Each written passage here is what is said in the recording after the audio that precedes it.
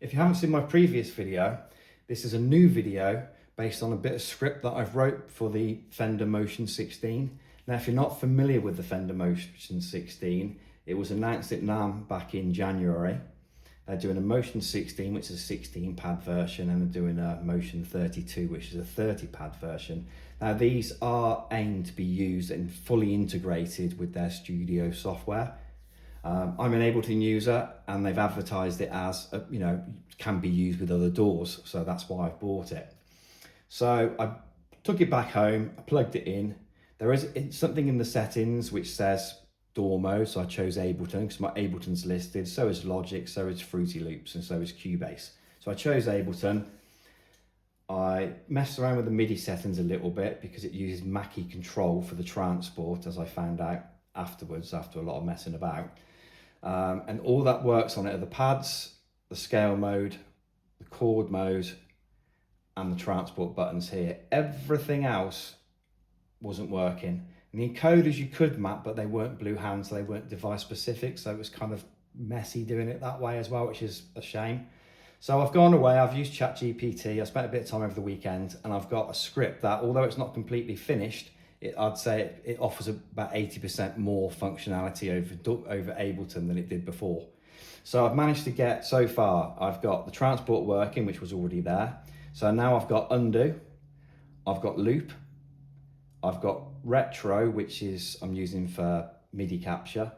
I've got click for the metronome, and then the arrows, they go left and right on the tracks. So it selects each track. And I've got, when you're on that track, I've got the up and down arrows that choose the device or plugins on those tracks and highlights them. Now, when they do highlight, they're also Blue Hand now as well. So if I jump to the encoders on, say I've got June 3 loaded with 16 macros set up. If I jump to the macros there, as you can see, they're Blue Hand. So everything is just device specific there. And there's two banks of these encoders, so I can switch if I wanted to bank B, and that maps the numbers 9 to 16. So those are working fine. I've also got a little bit of access to the screen as well. So we've got it, so when you touch that now, it says what it is. It's June, and it also says filter envelope decay, and then it says filter envelope sustain. So these are showing up now as labeled, although they're not perfect. They're a little bit flashy when you're turning them, and I would like it where I could just touch it and then see what it is before I change anything. But that's work in progress.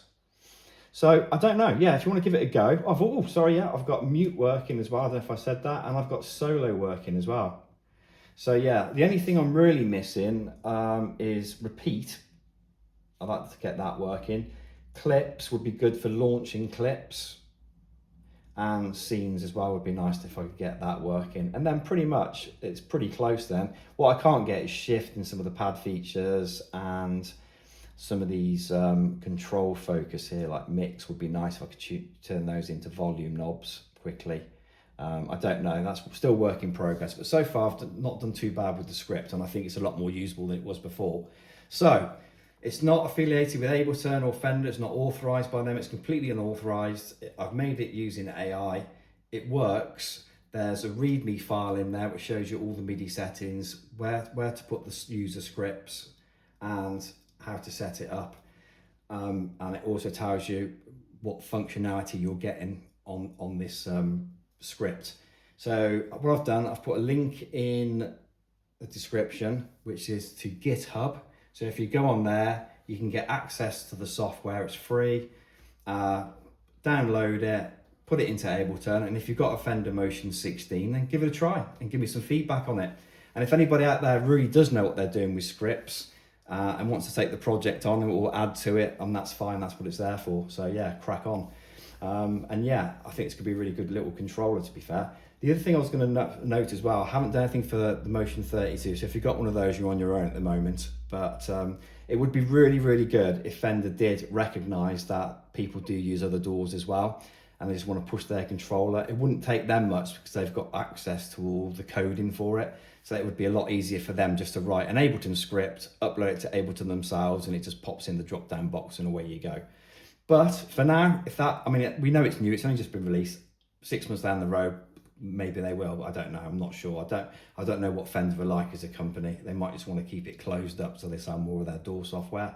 If that's the case, then we're going to have to push on with these scripts and try and get the most out of it to be able to use it. But so far, there's not much stuff on the market pad-wise, and there's a lot of controllers, and Ovation do good ones that are integrated with Ableton, but they're mainly keyboard ones. So if you're into MPC workflows or you're used to Ableton pushes, what I've got underneath here, I think this is quite a close match. It's almost like a mini push. So if I can get this functionality set up better and move forward with some more buttons as well, I think this could be a very close contender for an unofficial push 2 for now, until Ableton release something maybe. So there we go. Thanks for watching. Leave any comments down below, and good luck with the script, and let me know how you get on. Bye for now.